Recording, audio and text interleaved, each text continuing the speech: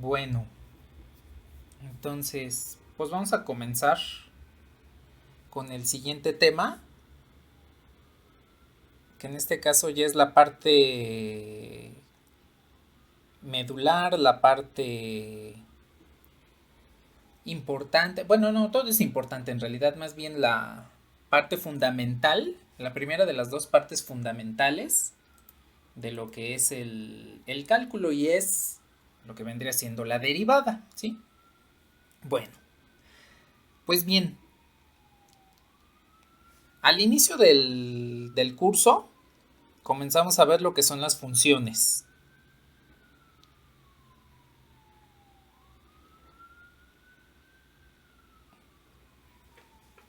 Y dentro de las funciones, lo que estuvimos analizando,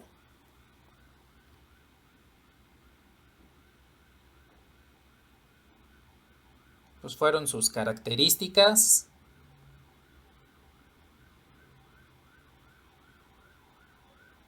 elementos o componentes y tipos de las funciones. Eso es lo que habíamos establecido en el primer tema, justamente el de funciones. En límites comenzamos a ver el comportamiento de las funciones.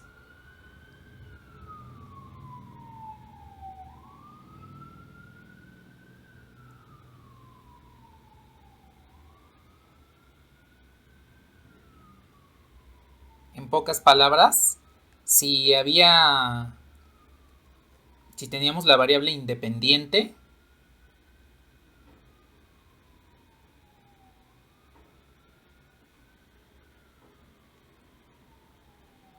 entonces nos preguntábamos qué pasaba con la función.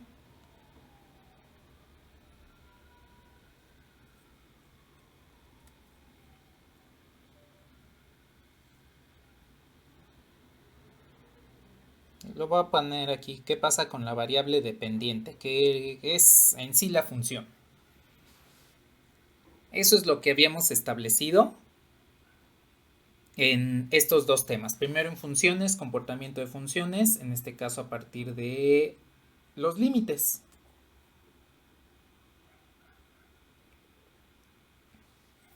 Es lo que hemos visto hasta el momento en el curso, que es la parte fundamental de las funciones. Bien, ahora de lo que nos vamos a encargar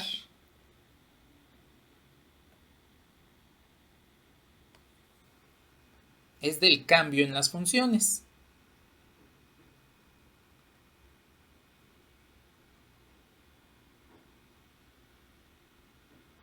Bueno, más que cambio de funciones, cambio en las funciones.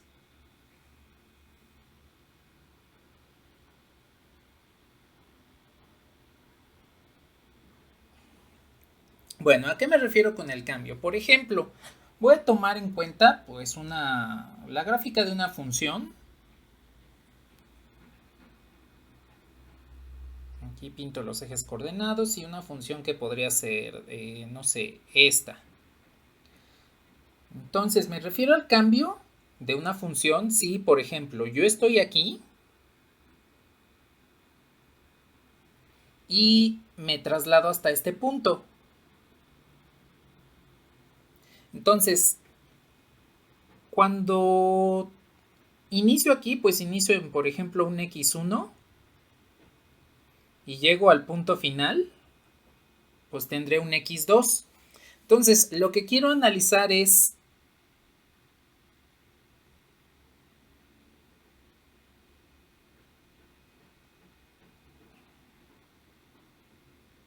qué cambio hubo en la función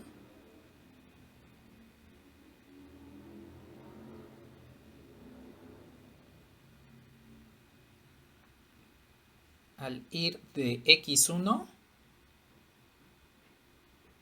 a x2. Entonces, lo que quiero analizar en este momento es cuál es el cambio dentro de la función, qué es lo que sucedió con la función, cómo se está comportando la función cuando me dirijo de un lugar del dominio, de un valor del dominio, hacia otro.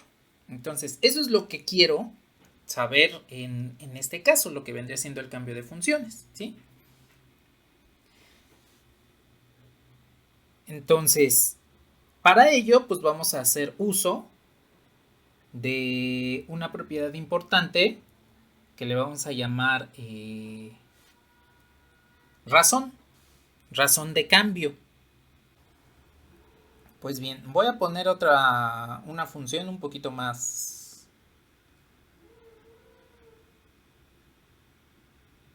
de este tipo, como una parábola. Entonces, lo que puedo hacer es esto. Tengo una recta que cruza a la función aquí y aquí.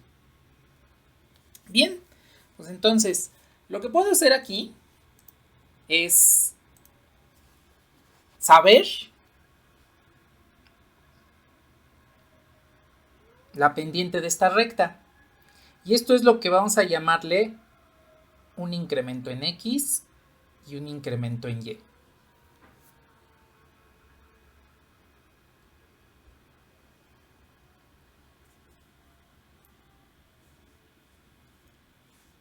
Entonces,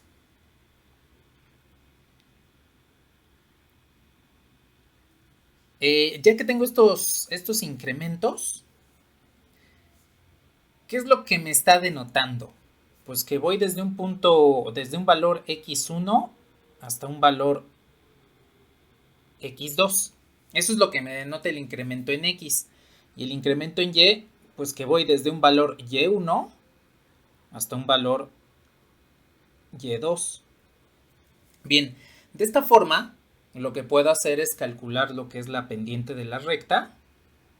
Y eso me devolvería la razón de delta y sobre delta x.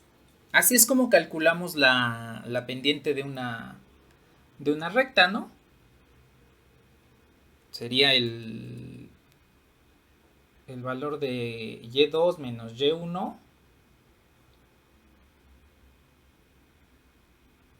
entre x2 menos x1. Eso es lo que tomamos en cuenta para calcular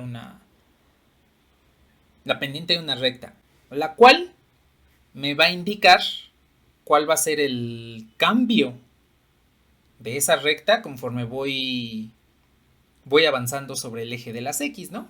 Es decir, si yo, por ejemplo, avanzo 1 aquí, pues cuánto voy a avanzar en la función de manera vertical, en la recta, perdón, primero en la recta, de manera vertical, ¿no? Proporcionalmente, si yo avanzo 2, pues en esta recta debería avanzar 2 veces el incremento en y, ¿no? Y así sucesivamente. Bueno, entonces, ahora, como esta recta se encuentra cortando, es una recta secante que corta en 2 puntos a la función, pues entonces puedo encontrar esta misma razón de cambio, este cambio que hay en la recta, lo puedo trasladar hacia lo que es la función. Y lo puedo hacer de la siguiente forma. Puedo decir que este es el punto P y este es el punto Q. A ver, ¿cómo puedo obtener esos puntos P y Q? A partir de la función. Vamos a decir que la función se llama f de x. ¿Cuáles serían las coordenadas del punto P? Pues de abscisa tengo esta, que es x1. Y de ordenada tengo y1. Pero hay que considerar que y1 sería la función f evaluada en x1. ¿Sí están de acuerdo?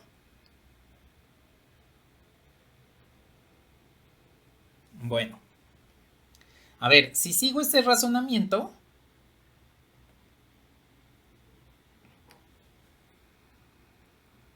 entonces tendría el punto Q, que tendría coordenadas x2, y2, y y2 pues tendría que ser la función evaluada en x2. Así es como tendría estas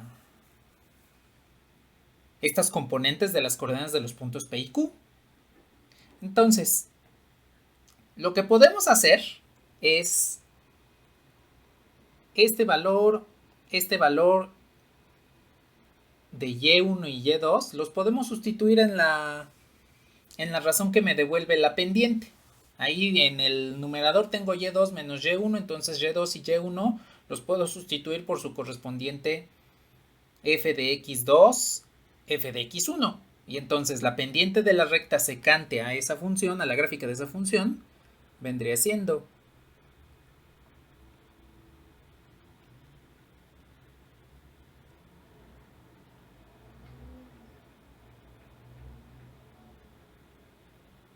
esta. Entonces, con ayuda de la recta secante, lo que estoy obteniendo es una razón que me va a indicar el cambio en la función. Esto es lo que le llamamos la razón de cambio promedio. En este caso de la función f de x. Entonces, esta razón de cambio promedio me va a ayudar a saber qué tanto va a cambiar la función de un punto a otro. Y esto se hace con ayuda de la recta secante que tenemos aquí arriba. Esta recta que aparece aquí. Esta recta secante que tiene una pendiente a partir de un cociente, que es la razón y que me indica cuál es la proporción de x respecto de y. Digo, al revés, de y respecto de x. ¿Qué tanto tengo en y cuando tengo cierto valor de x, cierto incremento de x? Me va a indicar, pues, precisamente esto que les escribí aquí abajo, ¿sí? Bueno, ahora, se le llama razón de cambio promedio, pues porque es directamente en un intervalo del dominio que es x1 y x2. Incluye estos dos valores. En este intervalo, ¿cuál es el cambio promedio entre esos dos valores? ¿Sí? Bueno, ahora, aquí hay que tomar en consideración pues que esta razón de cambio promedio es un poquito inexacta respecto a la función, porque en realidad podemos tener dentro de este intervalo la gráfica de la función puede estar variando muy bruscamente y pues con esta razón de cambio promedio no nos podemos acercar tal cual a cuál es ese cambio, ¿sí? Solamente dentro del intervalo.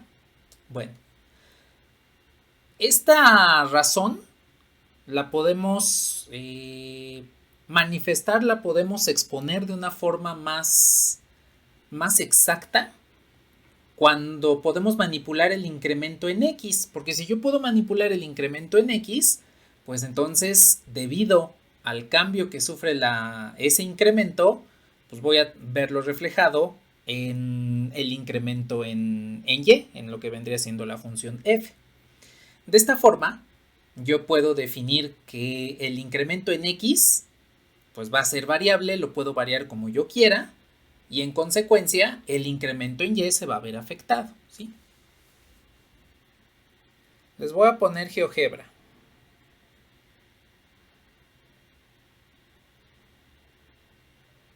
Y pues ahí tenemos una función similar a la que les puse en la pizarra.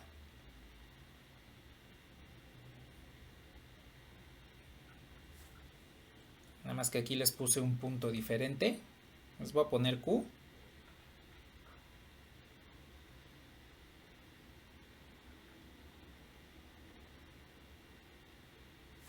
Entonces, ahí ustedes pueden ver que entre los valores de X, aquí los puse fijos. Uno le voy a llamar X0. Aquí le voy a poner Q, nada más para que sea acorde a lo que estamos viendo. Y este le voy a poner X1.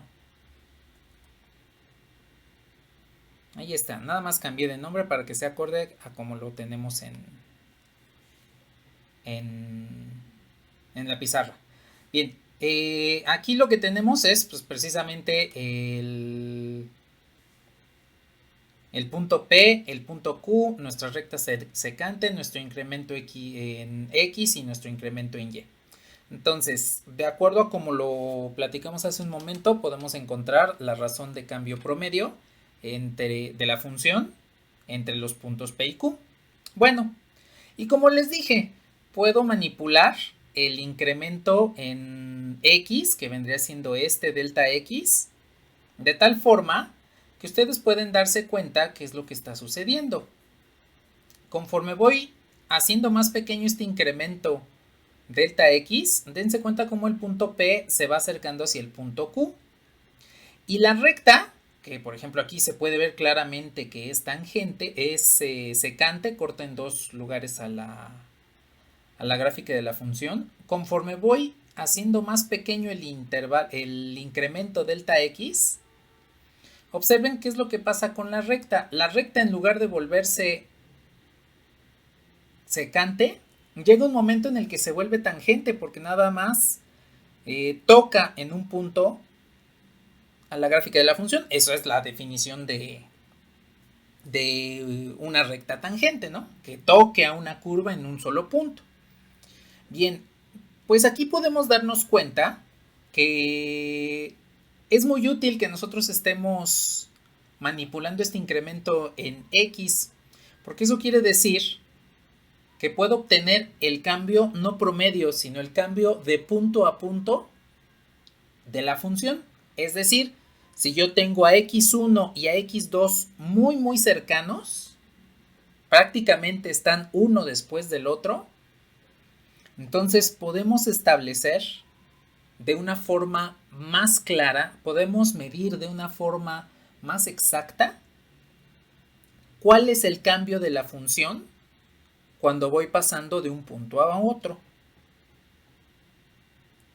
Me voy a pasar a la pizarra.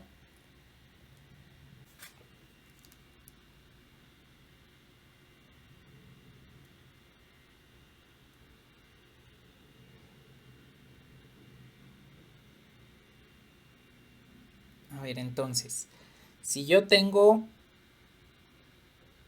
este punto y este punto, puedo tomar este como delta X, este como delta Y, y entonces voy a tener un cambio en la función, que lo vamos a definir pues precisamente como delta X entre delta Y entre delta X, que vendría siendo la pendiente de una recta que iría por aquí.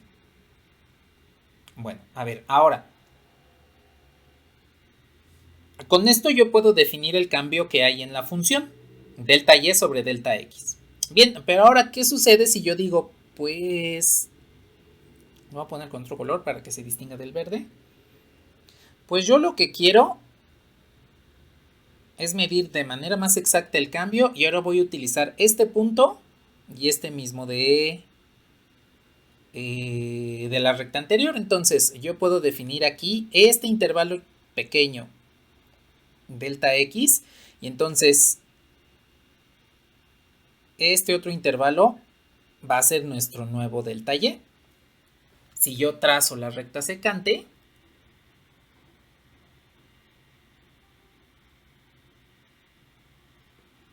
pues ahora voy a tener un nuevo delta Y sobre delta X. Entonces, aquí quiero que me comenten, ¿cuál creen que sea una mejor aproximación a describir el cambio de esta función? ¿El que está en verde, el cociente que está en verde o el cociente que está en como color marrón o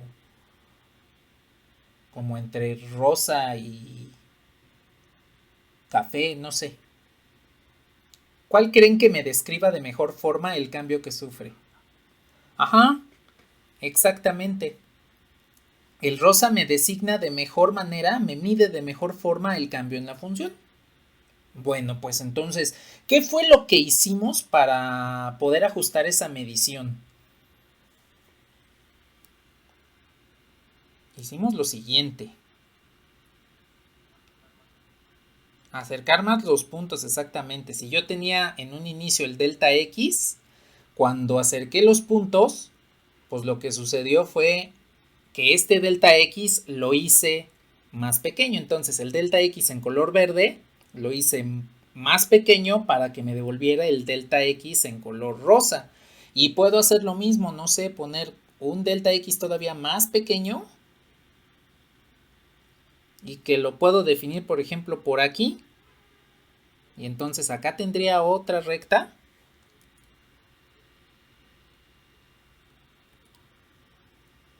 Más o menos así. Acá tendría otra recta, un delta X y un delta Y, que me puede definir de una mejor forma el cambio en la función.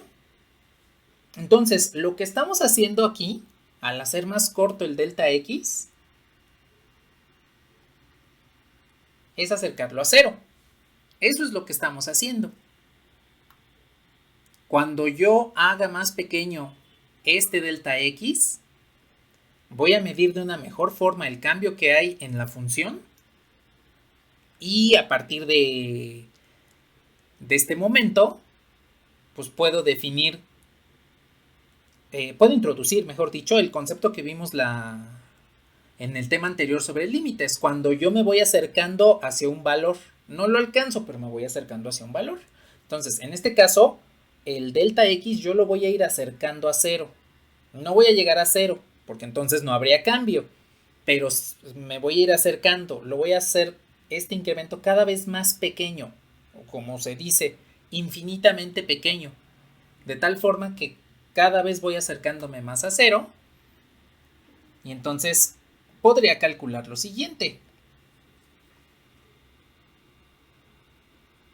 El cambio en el incremento en Y entre el cambio en el incremento en X, pero yo quiero que este incremento en X tienda a cero. Bien, pues esto es lo que le llamamos la razón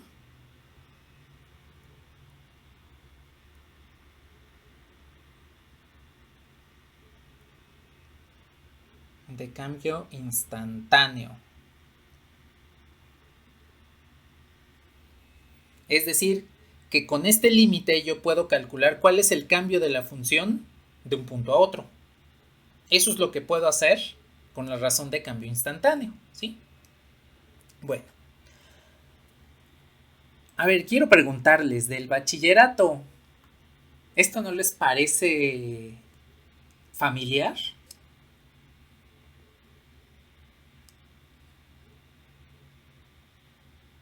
¿Qué es?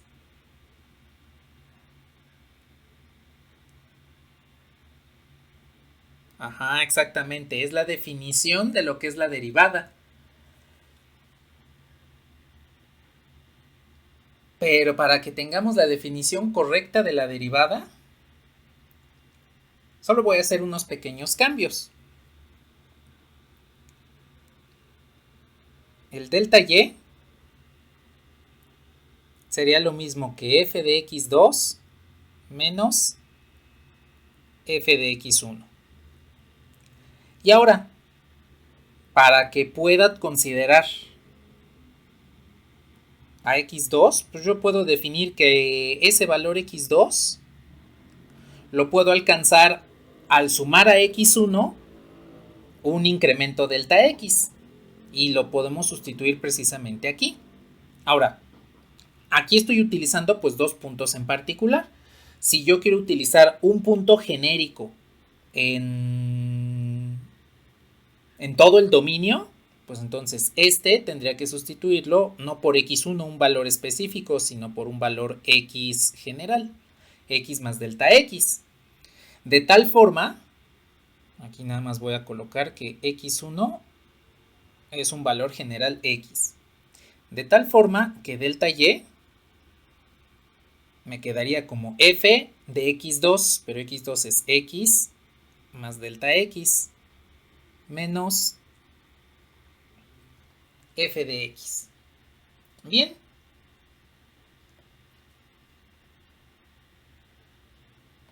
Si yo ahora sustituyo este delta y en el límite cuando delta x tiende a 0 de delta y, pues que en este caso sería f de x más delta x menos f de x, todo esto entre el incremento de delta y, esta sí es ya la que conocemos como la derivada de f respecto de x, ¿sí?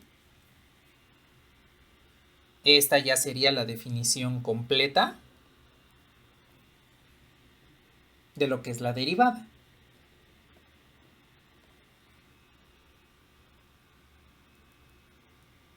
Bueno. Ahora, ¿qué es lo que me representa esta derivada? No es otra cosa más que cambio. Es un instrumento que me ayuda a medir cuál es el cambio de una función.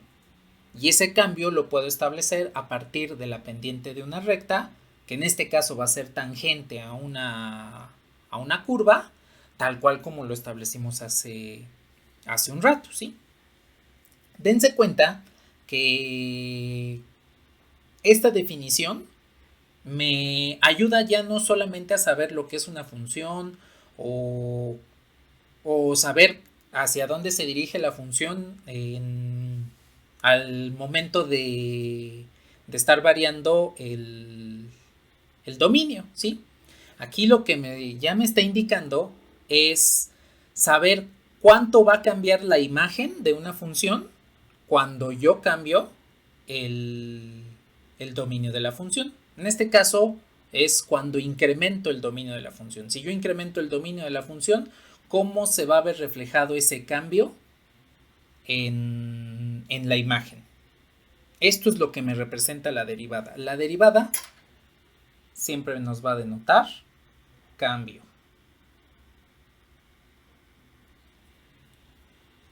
Y pues en cuestiones, por ejemplo, de mecánica nos indica cuál es el cambio de la posición respecto del tiempo, el cambio de la rapidez respecto del tiempo, el cambio de una temperatura respecto del volumen, etcétera, ¿no? Si yo tengo una variable que puedo controlar en cualquier fenómeno, el que ustedes quieran, y aplico la derivada, lo que estoy haciendo es saber cuál es el cambio de mi fenómeno conforme voy modificando la variable que elegí como independiente, ¿sí? Aquí algo importante es que probablemente en el bachillerato les dijeron, háganse una serie de 50 ejercicios para que aprendan lo que es la derivada. ¿De casualidad no les dejaron algo así? Series de ejercicios interminables. Bueno, es un error común pensar que que vamos a saber lo que es la derivada al hacer ese tipo de ejercicios. No, en realidad sabemos qué es la derivada desde la definición, que no es otra cosa lo que les acabo de comentar, lo que tienen ahí en color blanco. Es un cambio. La derivada me va a medir el cambio de una función respecto a su variable independiente. ¿Cuál es el cambio de la imagen respecto del dominio? Del cambio en el dominio, ¿sí? Las series de ejercicios solamente les ayudan a saber cómo derivar, más no qué es lo que significa la derivada. Aquí lo importante de la derivada es saber en qué nos va a ayudar y cómo la podemos aplicar. Es importante ver las reglas de derivación, sí, porque dependiendo de una función, dependiendo de la naturaleza de una función, podemos actuar de una o de otra forma, ¿no?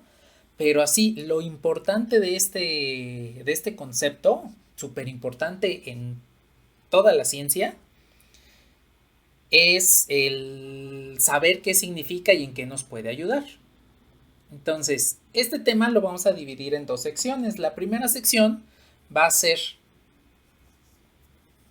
el conocer cuáles son las reglas de derivación, cómo podemos derivar, y en el segundo va a ser ¿en qué nos va a ayudar la derivada? Esta definición la vamos a ver de la manera aplicada en para qué me va a servir, qué puedo hacer con la derivada.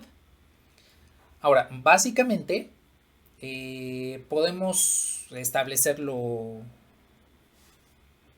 el uso de los fenómenos geométricos y físicos para como aplicación de la derivada. Y aquí nada más rápidamente.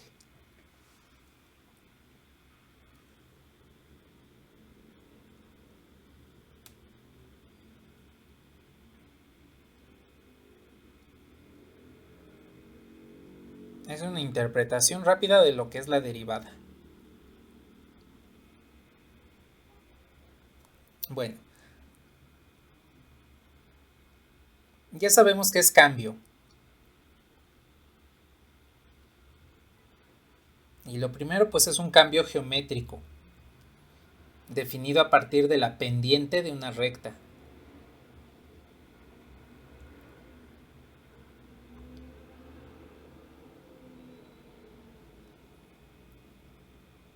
De una recta tangente.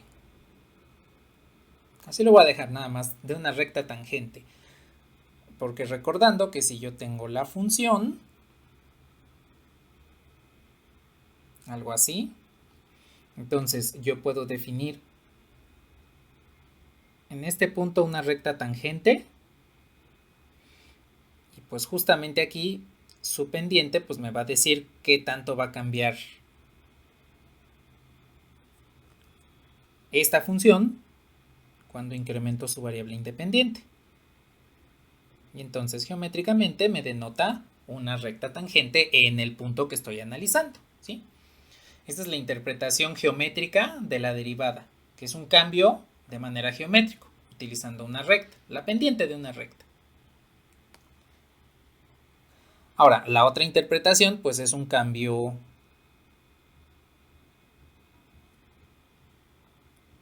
físico.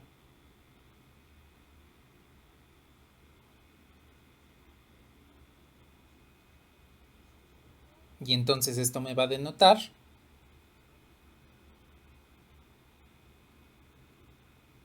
el cambio de un fenómeno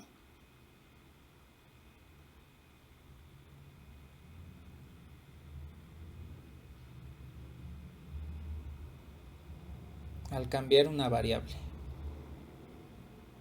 Y lo pongo de esta forma, de manera muy general, porque tenemos la costumbre de asociar siempre a la derivada con la mecánica. Si bien nació de parte en conjunto con la mecánica newtoniana, pues la podemos utilizar para otro tipo de cuestiones, por ejemplo para cuestiones termodinámicas. Suponiendo que tenemos un sistema que estamos del cual estamos monitoreando su temperatura, nosotros podemos ver ese sistema dependiente de la presión. Si yo aplico presión a ese sistema, ¿qué tanto va a cambiar su temperatura? Entonces hago un cambio de presión para saber cuál es el cambio de la temperatura, ¿no? Antes de ver algunos ejemplos de la derivación y algunas de las propiedades de la derivada, vamos a hablar un poquito de notación. No es mucho, es poco, porque es necesario que sepamos cuáles son las diferentes notaciones con las cuales podemos expresar la derivación. Bueno, voy a comenzar con una de las notaciones originales de la derivada,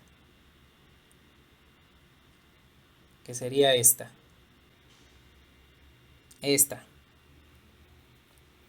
Si yo tengo una función y le pongo un punto arriba, pues esto implica que es la derivada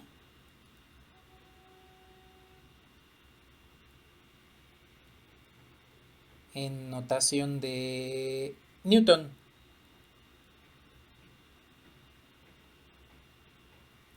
Es la forma en la cual Newton expresó el cambio dentro de todos sus escritos respecto a la mecánica. Y esta notación pues es muy utilizada en mecánica precisamente, ¿no? Aún la mantienen vigente. Una notación más que consideran más elegante y que al menos a mí me gusta mucho es la notación de dy sobre dx. Entonces esta pues es la derivada en notación, pero de Leibniz, el gran rival de Newton en el fundamento del cálculo diferencial. Entonces, esta notación pues fue desarrollada por Gottfried Leibniz de manera independiente a Newton, casi al mismo tiempo. En realidad no fue mucho tiempo, algunos años de diferencia, pero cada quien fue el desarrollo del cálculo de manera independiente. Y pues esta notación es muy útil porque nos da el concepto de lo que es una diferencial. A final de cuentas, cuando estamos trabajando con incrementos, el que nosotros podamos manipular ese incremento nos da la noción de lo que es una diferencial, cuando establecemos que el incremento es infinitamente pequeño. Tengo una notación muy práctica, que es la notación prima, y esta es la derivada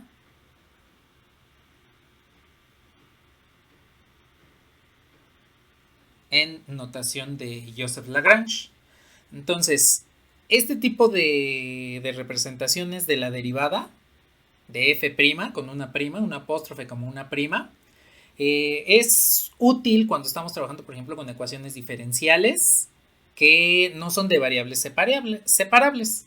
En la notación de Leibniz podemos manejar de mejor forma ese tipo de ecuaciones diferenciales, pero pues nos ayuda de forma compacta a definir las derivadas. De hecho, este tipo de representación es muy útil cuando lo van a ver cuando estén en cálculo vectorial, en el cual la notación de derivada vectorial pues les va a ayudar mucho a partir de este tipo de representación.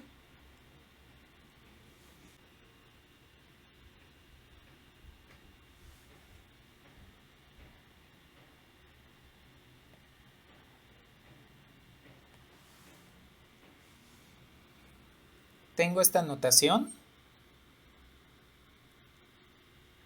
y esta es la notación de la derivada de Arbogast, de Antoine Arbogast. Esta notación es muy útil porque aquí podemos definir lo que es el operador lineal derivada. Cuando hablo de la linealidad, en un momento vamos a ver esta propiedad dentro de la derivada. Cuando hablo de la linealidad, yo puedo establecer que el uso de matrices y de transformaciones dentro del álgebra lineal van a poder definir lo que es la derivada. Y que este operador lineal derivada me puede ayudar a resolver ecuaciones diferenciales que tienen que ver con polinomios, que están relacionadas con los polinomios. Tenemos además la notación de Jacobi, de Gustav Jacobi, que es similar a la notación de Leibniz, y esta es notación para derivadas parciales.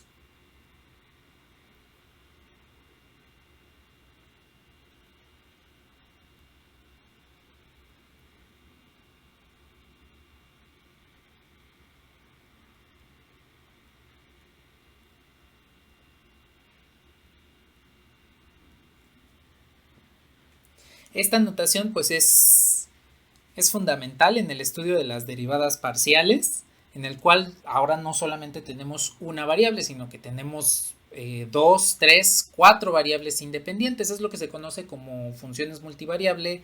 Esto es derivación multivariable o el cálculo multivariable, que es el cálculo vectorial, ¿no? cálculo integral, ustedes van a poder utilizar esta notación, van a poder establecer toda la parte de lo que son las derivadas parciales basándose en lo que vamos a ver aquí sobre la derivada en una sola variable. Entonces, este tipo de notaciones las utilizamos ya cuando estamos estudiando derivadas parciales.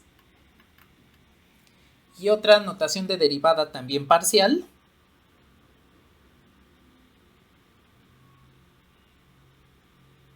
es esta. Esta es otra notación para derivada parcial.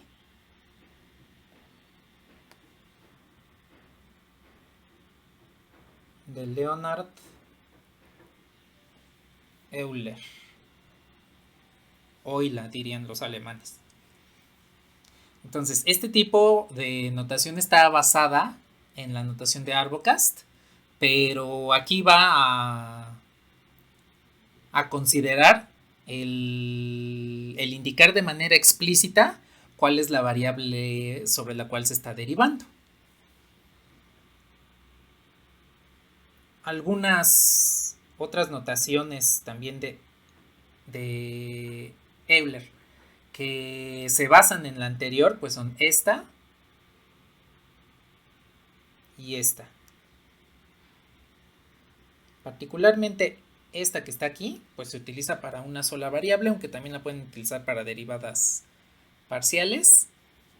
Y se prefiere para derivadas parciales estas dos, pero en realidad las tres las usan para derivadas parciales, ¿sí? Bueno, pues estas son las notaciones, las diversas notaciones que posee la derivada. Y pues cualquiera es válida, en realidad cualquiera es válida, aunque de manera uniforme se prefiere que se utilice alguna en particular. En este curso pues básicamente utilizamos las notaciones de Leibniz y de Lagrange para poder expresar a las derivadas. Tal vez en algún momento podamos utilizar alguna otra notación, por ejemplo la de Newton cuando veamos razones de cambio, o que podamos utilizar la de Arbogast para algún ejemplo así muy muy simple que podamos ver sobre alguna ecuación diferencial. Aunque no lo tengo planeado como tal, pero tal vez en algún momento solamente se los pueda mencionar a manera de aplicación, ¿sí? Bueno, entonces aquí pues ustedes pueden usar la notación que ustedes quieran. Lo único que les recomiendo es que cuando estén desarrollando en un solo ejemplo, en un solo ejercicio, una notación, sigan con esa notación, ¿sí? Habrá algunas definiciones que voy a utilizar en este curso en las cuales la derivada como tal la voy a expresar tanto como en términos de la notación de Leibniz como de la notación de Lagrange dentro del mismo ejercicio o dentro del mismo ejemplo para que pueda definir algunas cuestiones, por ejemplo la derivada de una función inversa, ¿sí? Entonces aquí pueden utilizar la derivada, la notación que ustedes gusten para encontrar cuál es la derivada de una, para expresar cuál es la derivada de una función, ¿sí? Vale, pues vamos a ver unos ejemplos de obtener la derivada a partir de la definición. No quiero obtener muchos ejemplos, solo un par, para que comencemos a ver cuáles son las propiedades de la derivada y entonces podamos establecer ya de una manera más formal por qué hacemos lo que hacemos cuando aplicamos la derivación, ¿sí? Ahora, aquí no es importante que ustedes se memoricen cuáles son los métodos de derivación.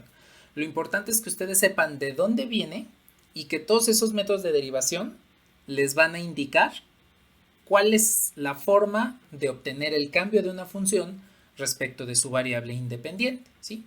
Recordemos que la derivada siempre nos va a denotar eso, cuál es el cambio de una función respecto de la variable independiente. Bueno, pues vamos a ver entonces unos ejemplos de cómo obtener la derivada mediante la definición. Y voy a empezar por una muy simple.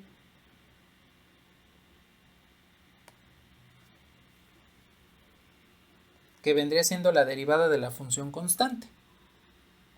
Entonces, coloco aquí la definición de derivada.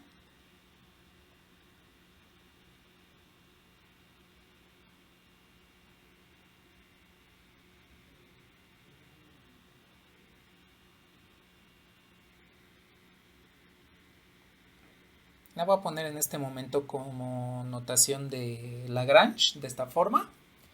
Y pues voy a definirme aquí la primera función, que es una función constante. Entonces, f de x es igual a la constante k. Y entonces, aquí nada más para recordar. La función constante es aquella en la cual, si yo tengo aquí todo el dominio, y yo tengo acá todo el codominio, pues para esta función todos los elementos del dominio están relacionados con este mismo elemento del codominio que vendría siendo k. Es decir, todo el dominio tiene una sola imagen que es k. Bien. Entonces, de esta forma, están de acuerdo que si esta función es constante, entonces f de 1 pues sería k, f de 2 pues sería k, f de pi sobre 1000 pues sería k, f de 1 más a pues también tendría que ser k, porque todos los elementos del dominio tienen la misma imagen. Y entonces, en consecuencia, f de x más delta x pues tendría que ser igual a k, porque yo a un valor del dominio x le puedo sumar un incremento, el incremento que yo quiera, así lo pongo de manera general, delta x, y pues al evaluar la función constante, pues siempre me va a devolver k, precisamente por esto que tenemos aquí, por esta interpretación de lo que es la función constante. Bueno, entonces, si yo le aplico la derivada a la función constante, voy a obtener lo siguiente.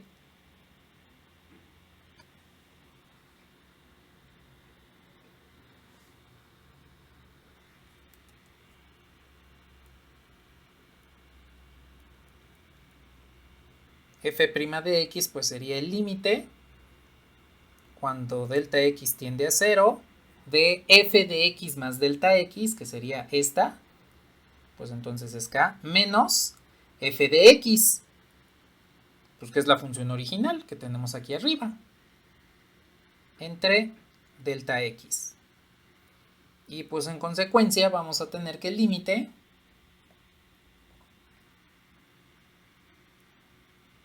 de la función constante cuando delta x tiende a 0 pues es automáticamente 0.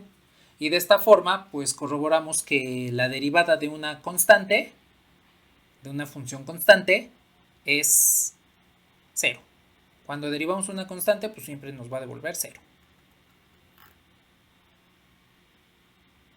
Esta es la primera de las reglas de derivación, la derivada de una función constante.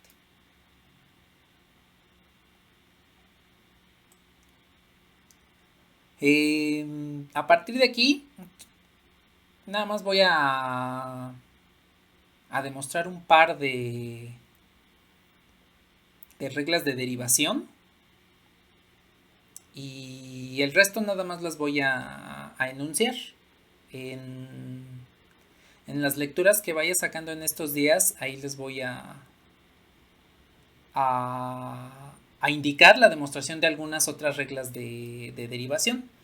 Ahora, por el tiempo, pues no he podido sacarlas todas. Las voy a ir sacando conforme vayamos avanzando en el tema. En un ratito les subo las dos lecturas que compondrían la clase de hoy.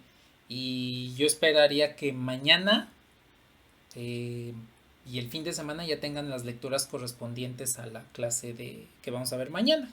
Que mañana vamos a ver lo que es la parte de la regla de la cadena y la derivada de la función inversa, ¿sí? Para que vayamos avanzando con esto.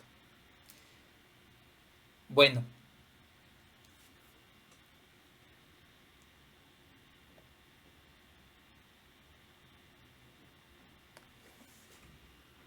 Una propiedad importante de la derivación, que también es una de esas reglas, es lo que se le llama la linealidad. Bueno, si yo tengo, por ejemplo, una función f de x, la multiplico por una constante k y le sumo otra función f de x, pues aquí voy a tener como resultado otra función. Cuando vimos operaciones con funciones, vimos que podemos multiplicar las funciones por un escalar, por un número real, sumarle otras funciones y lo que me devuelve sería una tercera función, ¿sí? Bueno, si yo quiero derivar h respecto de x, lo que puedo hacer pues es todo el producto, toda la operación. A f lo multiplico por k y le sumo g de x. O bien,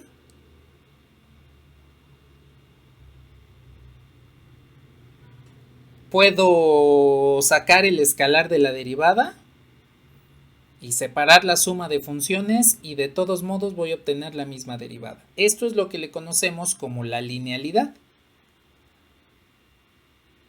A partir de este momento podemos decir que todo lo que lleve ese apellido de lineal o linealidad indica lo que es la conservación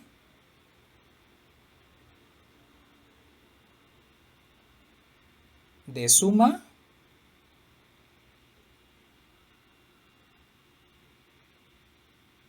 y multiplicación por un número que le llamamos escalar. Ya cuando lleguemos a álgebra vectorial ya puedo usar la palabra escalar y ya les defino correctamente lo que es un escalar. Entonces, a partir de este momento, todo lo que ustedes escuchen que es lineal quiere decir que presenta esas características. Tiene la conservación de la suma y la multiplicación por un número, que es precisamente lo que estamos observando aquí.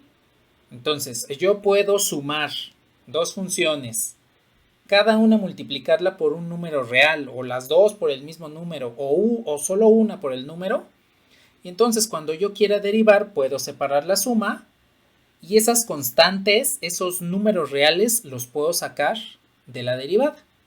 Y de todos modos voy a obtener el mismo resultado, ¿sí?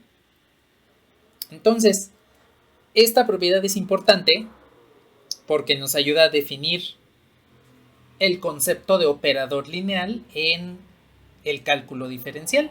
La derivada es lo que le llamamos operador lineal.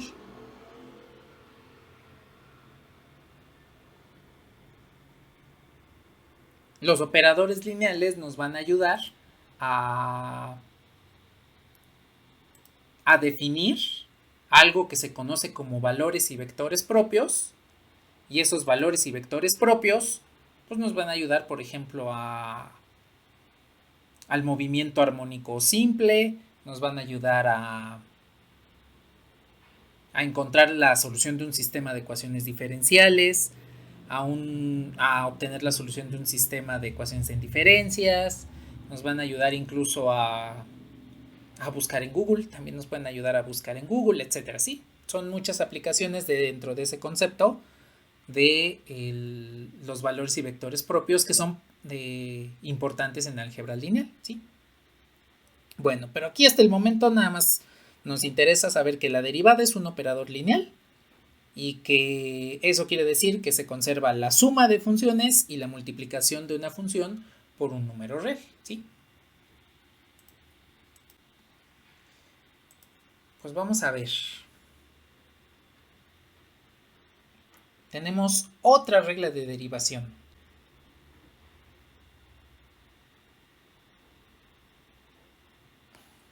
Esta es otra regla de derivación.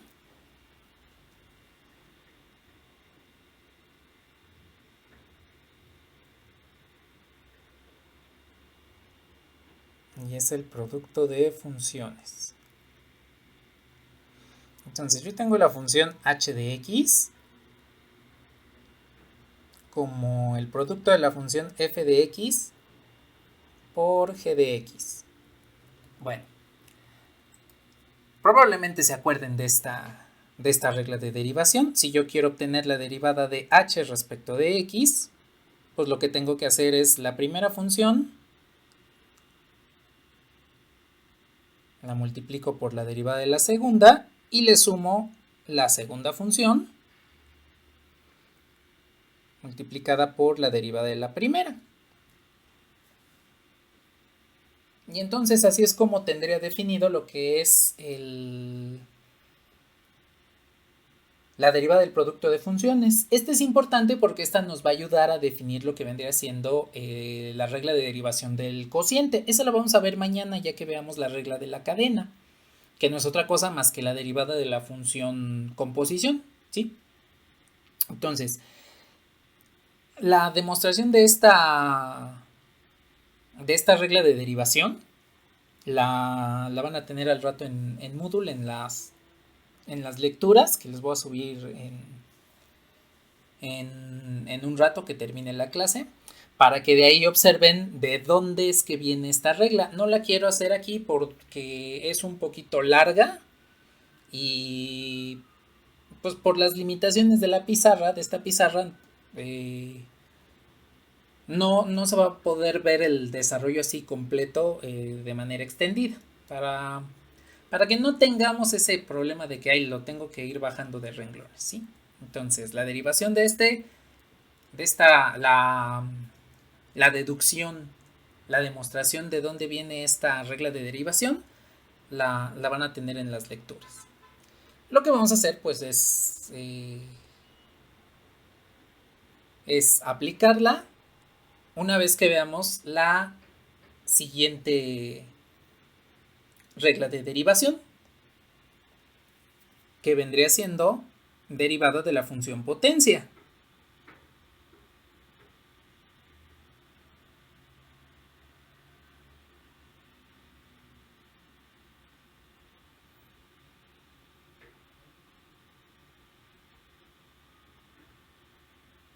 Esta. Y aquí quiero preguntarles, ¿qué tal andan en inducción matemática?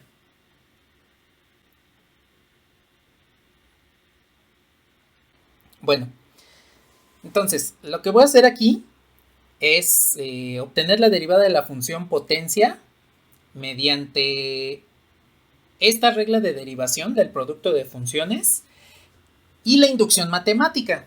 Entonces, lo vamos a hacer así tal cual como ustedes conocieron la inducción matemática, tomando en cuenta lo que sería los tres casos. El caso cuando la proposición es válida para n igual a 1, el caso cuando es válida para n igual a k, que es la hipótesis de inducción, y el caso cuando n es igual a k más 1. Entonces, es un poquito diferente a lo que ustedes vieron de inducción matemática respecto a las series. Entonces, aquí lo que vamos a demostrar es que la regla me dice que la derivada de x a la n pues es igual a n por x a la n menos 1. Eso es lo que me indica la regla de la derivación de la función potencia. Aquí, nada más para aclarar, vamos solamente a contemplar que n pertenece a los números naturales. Bueno, entonces voy a empezar con el proceso de la demostración por inducción matemática. Y ese proceso vendría siendo este. Pues tomo el caso cuando n es igual a 1. Bien. Entonces tendría x a la 1 sería igual a 1 por x a la 1 menos 1.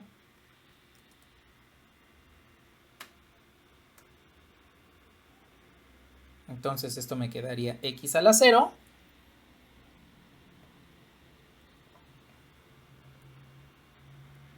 Y pues tendría que la derivada de... Ay, aquí me faltó, nada más quiero ponerles bien. La derivada respecto de x, si no, pues no va a tener coherencia esto de lo que estamos haciendo. La derivada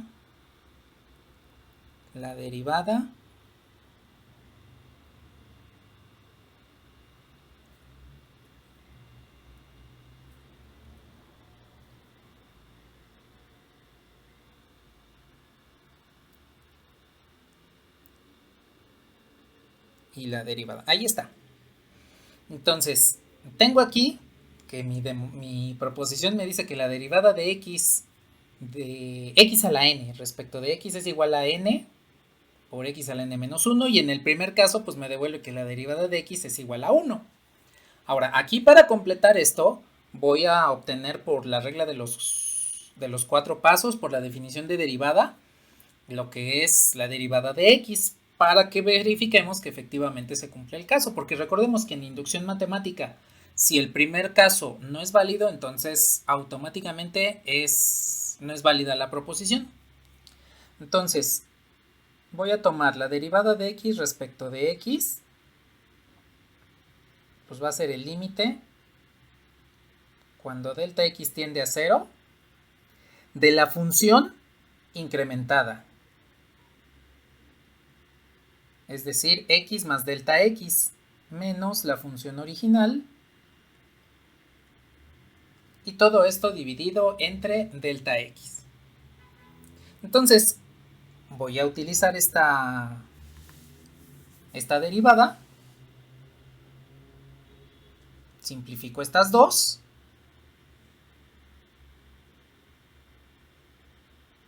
entonces me quedaría el límite cuando delta x tiende a 0 de delta x entre delta x pues es 1, y como vimos en límites, el límite de una constante pues es la misma constante. Entonces la derivada de x respecto de x pues efectivamente es igual a 1. Entonces podemos en este caso tomar en consideración que el primer caso de nuestra demostración por inducción matemática pues es válido. Listo. Pues ya tenemos el primer caso válido de esta parte de inducción matemática, de la demostración de la derivada de la función potencia por inducción matemática.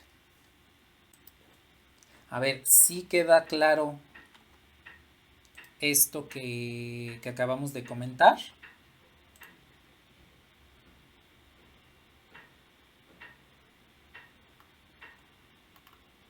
¿Le puedo bajar?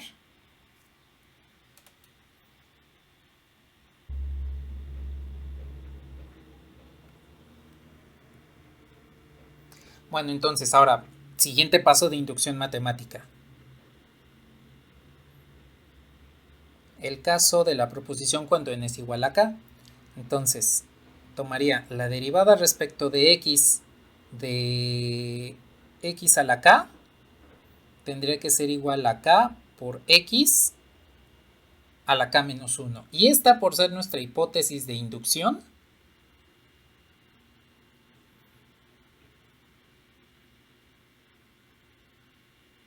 es válida. Ahí tenemos entonces la hipótesis de inducción de nuestra proposición. Y el caso que nos crea un poquito más de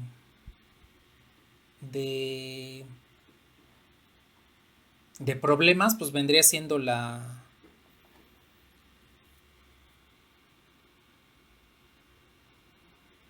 tesis de inducción, que en este caso es cuando n es igual a k más 1.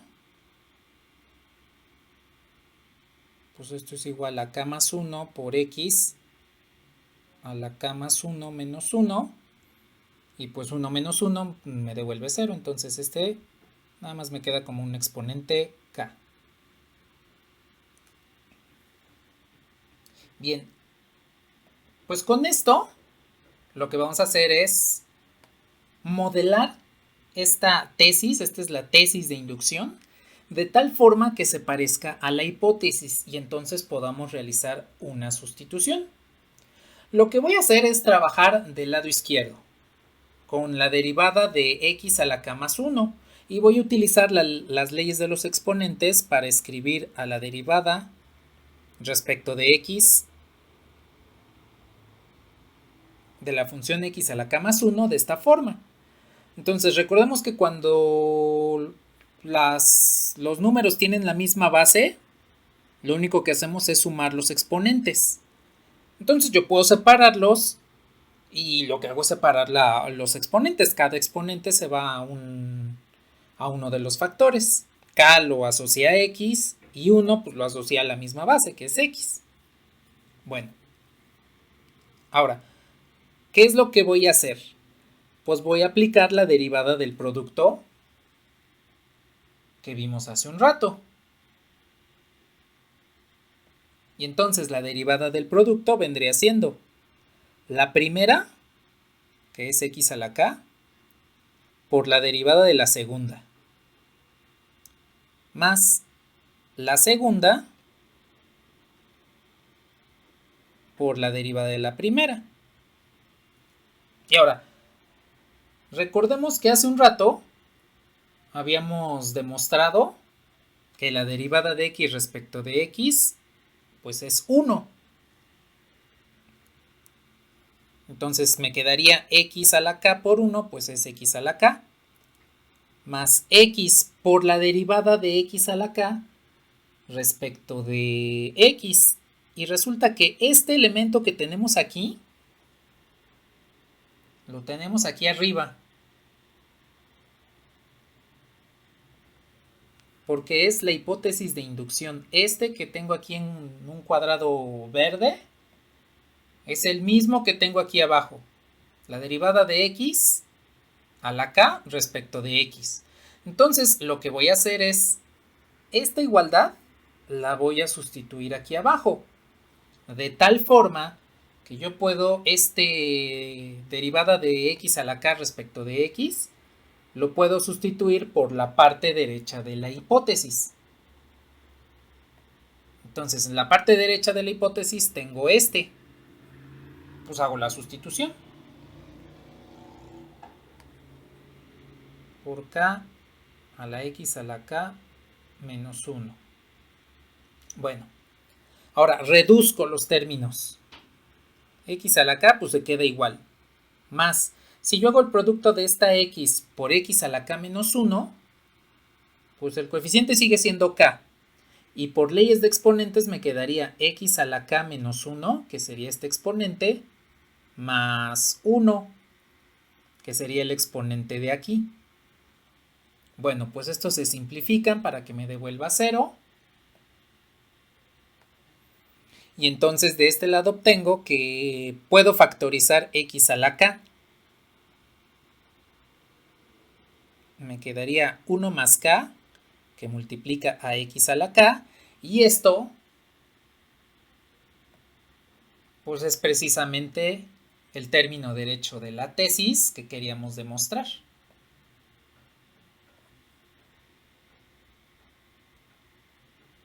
K más 1 por x a la k. Y con esto demostramos que efectivamente la regla de derivación de la función potencia pues es verdadera. Con esto acabamos de ver que cuando yo quiero derivar la función potencia, en este caso cuando el exponente es un número natural, pues es el exponente como coeficiente por la función elevada a una unidad menos, ¿sí? Entonces, en conclusión, pues con esto podemos decir que la derivada de x a la n pues es el exponente como coeficiente por la función elevada a una unidad menos. La regla de derivación que conocemos por excelencia. Digamos así como que es la regla más popular, ¿no? Bueno, con estas son las reglas de derivación que vamos a ver hasta el día de hoy. En este momento lo único que quiero hacer es ver un ejemplo de una función un poquito más no tan compleja, pero sí diferente a eh, la función exponencial, la función potencia, bueno, la función x y la función ay, ¿cómo se llama? Ah, se me fue el nombre. La función constante. Quiero ver un ejemplo de derivación por los cuatro pasos para, bueno, de definición de derivada para terminar por el día de hoy. Entonces, lo que vamos a hacer es ver la forma en la cual vamos a derivar una función trigonométrica. Entonces, lo que quiero obtener es la derivada respecto de x del seno de x. Que pues ya conocemos, o si no se acuerdan, pues en este momento se acordarán, que la derivada del seno de x pues es el coseno de x. Bueno, pues entonces voy a aplicar la definición de derivada para poder encontrar este resultado.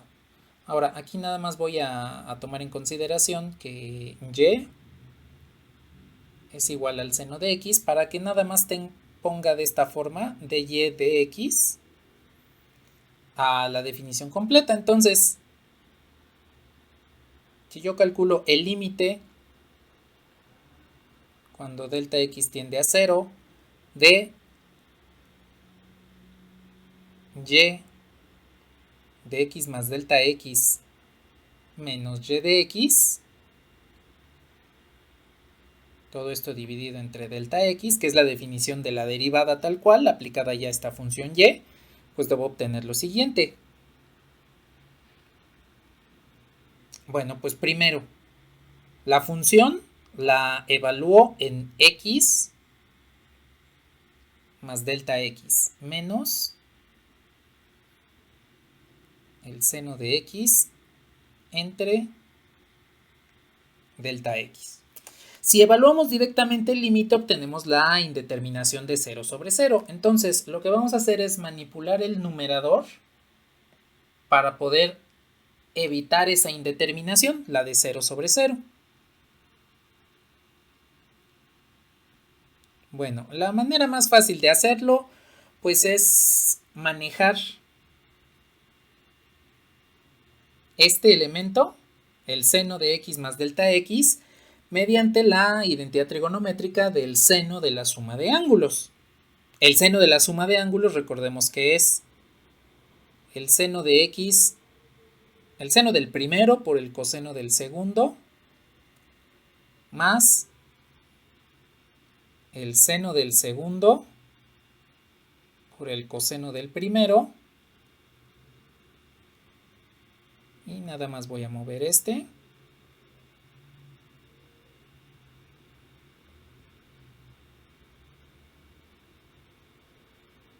poquito para acá, para que me alcance.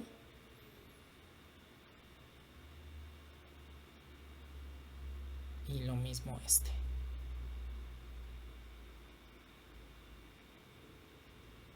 Ahí está. Menos el seno de x. Y todo esto entre delta x. Bueno, entonces lo que voy a realizar pues es lo siguiente. Voy a agrupar lo que sería este término y este término.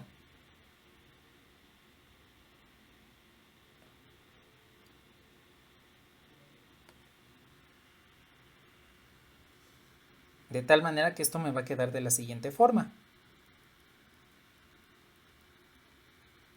El límite cuando delta x tiende a 0 de seno de x coseno de delta x menos seno de x entre delta x más,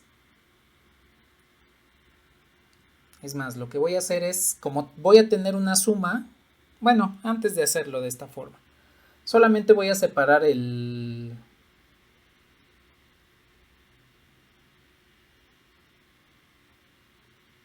el denominador, así, antes de aplicar los teoremas sobre límites. Entonces lo único que hice fue agrupar los términos que tengo ahí encerrados en un círculo verde y el otro término lo separé del denominador común. Entonces lo único que hice fue separar las fracciones por la suma. Ahora, aquí sí puedo realizar lo que sería la aplicación de los teoremas sobre límites, de lo que habíamos visto en el tema anterior. Tendría el límite cuando delta x tiende a 0 de este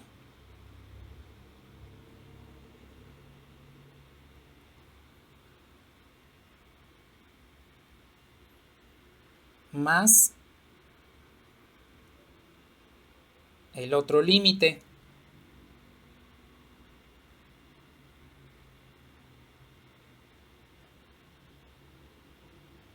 de esta forma.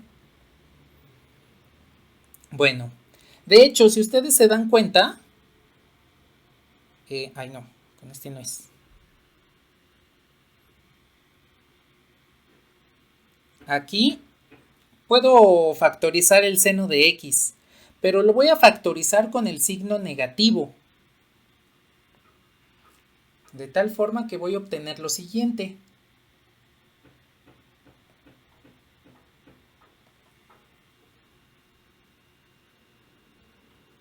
Este límite de menos seno de x, que va a estar multiplicando a 1 menos coseno de delta x sobre delta x, al factorizar lo que vendría siendo menos seno de x aquí y menos seno de x acá. De ahí es que nos salió este término. Estoy factorizando menos seno de x. Más, pues el otro límite, cuando delta x tiende a 0. Y pues acá me va a quedar coseno de x por el seno de delta x sobre delta x. Bien, aquí ya puedo evaluar los límites. Y entonces nos vamos a dar cuenta de lo siguiente. Lo voy a poner rápidamente aquí. Bueno, ya estoy evaluando el límite. Si yo evalúo el límite del primer sumando, pues puede ser el límite cuando delta x tiende a 0 de menos seno de x, pues me va a quedar menos seno de x porque seno de x no depende de delta x. Y el límite que tengo acá es uno de los que resolvimos en límites trigonométricos.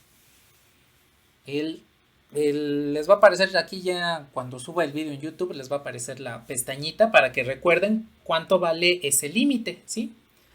O de dónde sale el valor de este límite. Este límite vale 0, cuando lo resolvimos valía 0. Entonces, al resolver este límite me devuelve este 0. Más el límite cuando delta x tiende a 0 del coseno de x, pues se queda como coseno de x, porque la función no depende de delta x. Y el otro límite, pues fue uno de los límites especiales que demostramos justo hace una semana, en el cual el valor de este límite es 1. Entonces me quedaría de esta forma. Con esto, pues ya llego a que la derivada de la función y igual a seno de x es el coseno de x, que es precisamente lo que queríamos mostrar aquí. Entonces, de esta forma hemos utilizado la definición de derivada para poder encontrar la derivada de una función trigonométrica, en este caso el seno de x. Y lo podemos hacer con cualquier función.